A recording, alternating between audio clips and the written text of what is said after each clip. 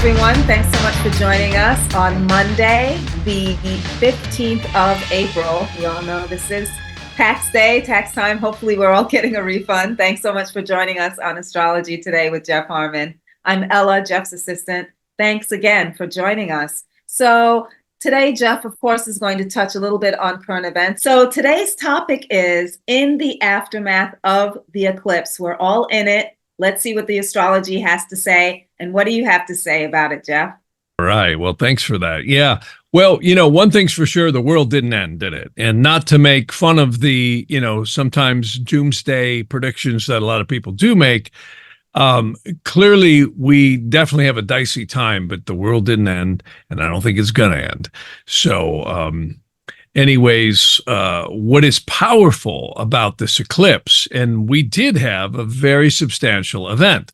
We had a major attempt by Iran, but that was what I mentioned, caused by, in my opinion, the Mars-Saturn. Now, someone listening could say, oh, no, it was caused by the actions of Israel.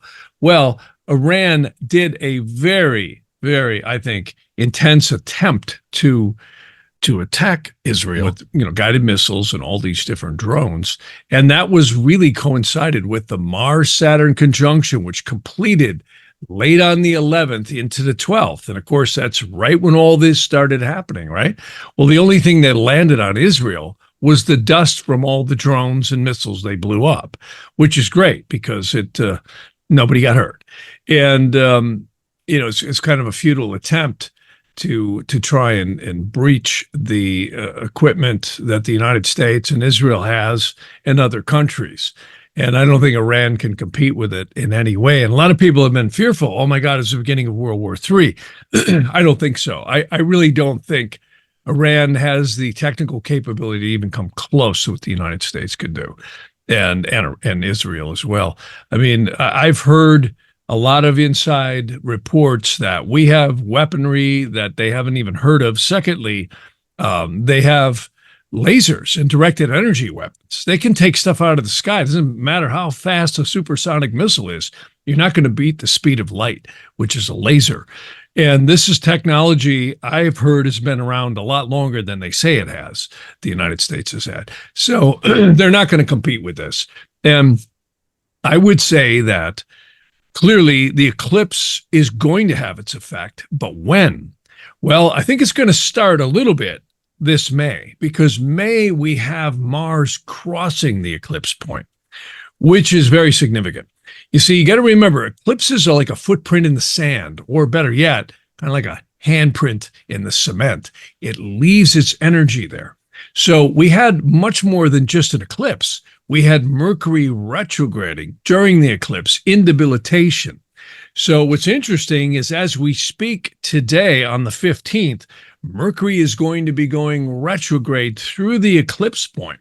Now that's actually going to happen about 10:20 to 10:30 p.m., give or take. It's not going to be exact. Where Mercury is still retrograde. It's going to remain retrograde until about the 25th of this month. So, but it's passing over the eclipse point, which again is going to have another effect. And see, I believe a lot of reveal is going to come out on this eclipse, and it's going to be happening all this year. A lot of things are going to come unraveled. And we always hear, various people giving reports, but I actually think things are going to come unraveled in such a way where there's going to be disclosure and aha moments, or you could say discoveries is a better way to put it, that a lot of people in their personal lives are going to be having. So again, I thought this eclipse was more positive than negative in so far as the effect that it has on individuals in the world at large. It's revealing things. And that was the fixed star that it was next to, and also the Saros cycles that this eclipse happened on. Now, what is going to be important, in 10 days from now, we're going to have Mercury go direct, which is going to be about on the 25th. Mercury is going to cross the sidereal shadow point, which is going to be right about May 13th. So May is when I think we're going to start to see some of the effects of the eclipse come through. And I also have to say there's numerology that ties this eclipse to something future that's going to happen. in 2027 and 28. And that is going to be the next Saturn-Pluto square. And just to mind you, 9/11 happened on an opposition. The square was the bank crash, and COVID-19 happened on the Saturn-Pluto conjunction. So we clearly see these have powerful effects. And I think that's what's going to happen here is we're going to start to see some things really come unraveled over the next couple of years that these eclipses all tied into. But the big one is going to be in May. And we'll be talking more about that in future podcasts because May 25th is when Mars will cross over this eclipse hot point. And I think that's going to stir up a lot of trouble for the United States and possible terrorist attacks as we start getting into the summer. Let's hope that doesn't happen, but the symbolism is very possible for that. This eclipse is very powerful for three reasons. One is you had Mercury retrograde. Secondly, you had a Mars-Saturn conjunction during or right after the eclipse, like within 2 days after the eclipse or 3 days.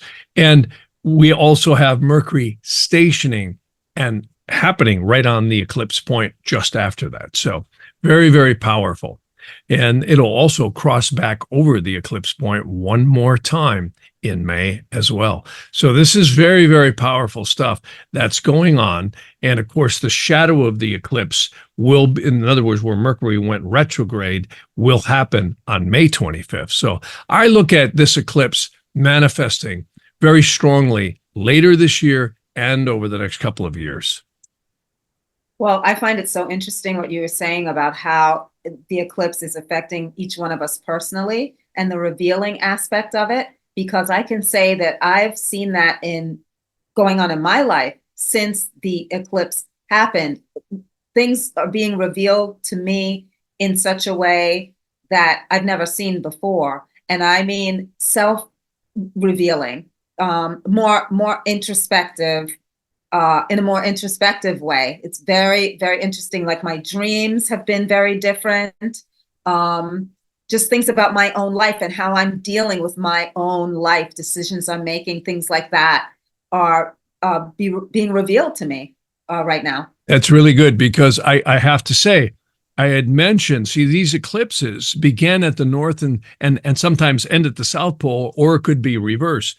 This was Saros Cycle's 8 North, which was all about inspiration, psychic intuition, and also flashes of ingeniousness. So, this isn't a horrible eclipse at all. It's actually a very motivating eclipse. And I think you're right. I've noticed too, my dreams have been more vivid. I've had several dreams since the eclipse. And I think this on a global scale is going to bring a lot of awareness to where the world is. And some of the insanity that's been going on may actually be called in. And that's actually a positive thing. Yeah, that is a positive thing. And with this Mercury retrograde happening, it's funny because I was someplace today shooting something and everybody was talking about Mercury retrograde. I mean, everybody was talking about Mercury retrograde. And it's so fascinating because MR, I call it MR, has such an incredible reputation. Like you don't hear people talking about Venus retrograde or Mars retrograde or Saturn retrograde. It's Mercury retrograde. Why is that? Well, because Mercury rules logic and communications. If you look at its glyph, it's the crescent of the moon over the sun, over the cross. AI has become such a central part of the world ever since 2020. Why?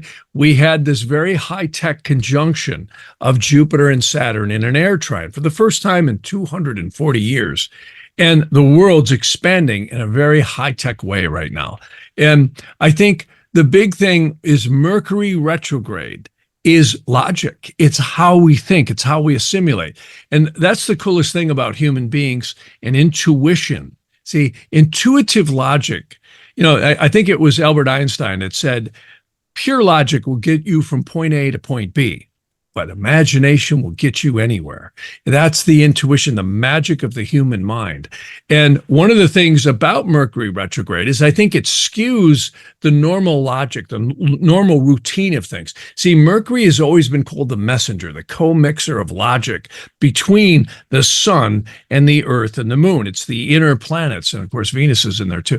And it really has so much to do with logic. Well, Mercury is such a big deal going retrograde because it's the only planet that does it 3 times a year. This August, it's going to go retrograde again. And then it's going to do it again near the end of the year. See, this happens 3 times a year. And the reason why, it takes 88 days for Mercury to go around the sun in its orbit. It takes us 365, right?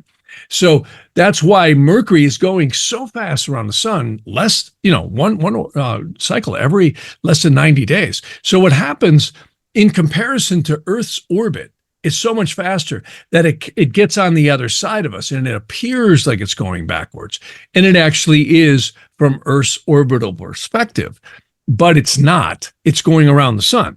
See, it's like 2 cars going down the road. If one is doing 50 and the other one's doing 80, it looks like the other one's going backwards. It's not. It's just faster than it. So that's the whole principles of Mercury retrograde. See, in a heliocentric model, astrologers use what we call geocentric. Geocentric means it's Earth-based. We live in the Earth, right? We don't live in the sun. So that's why Mercury has such a big deal. But I always talk about the matrix of astrology on the soul. We are sentient free will beings having a physical experience. And what's fascinating about astrology is it seems to be God created time so everything wouldn't happen at once. And I think that's the divine way at which we release our perception of reality in time. So when Mercury goes retrograde, it really skews logic. It's kind of like everything that's stable and normal now seems to slide in different ways and unpredictable ways. And again, that's very, very, I think it's healthy in some ways because it causes the step back, retrace, rethink, and reorganize, you see? Yeah, that's what we should do during Mercury retrograde, at least try to focus on that, right? That's right. Retrace, regroup, rethink. That's it. See, now Mercury has gone through the eye of the sun.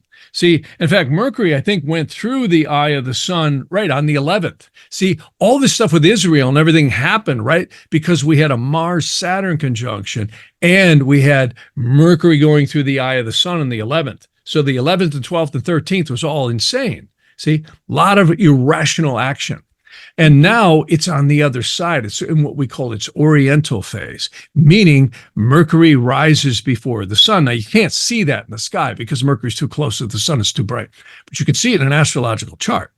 Any astronomer can see that as well if you have the proper equipment. So what happens is now Mercury is elongating itself in what we call the oriental phase, meaning on the other side of the sun, so it rises before the sun.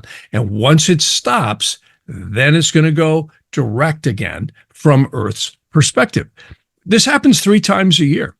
And it happens different. It's going to happen in a different house in your chart. It's going to make different aspects in your chart. There's no 2 Mercury retrogrades the same. This one was so unique because of A, the eclipse, B, the Mars-Saturn conjunction, and you got all the aspects to the eclipse points, which I think we're going to see reverberations throughout this year over the next few years because every eclipse and every aspect in the heavens is unique. It's like almost a pattern of resonances that imprint in the fabric of the universe. It's almost like a sticky memory. It's really pretty wild. I always say, forget Trinity, Neo, and Morpheus. This might truly be the Matrix itself. Awesome. So fascinating. So beautiful. Thank you so much for this, Jeff. Thanks everyone for joining us on Mondays.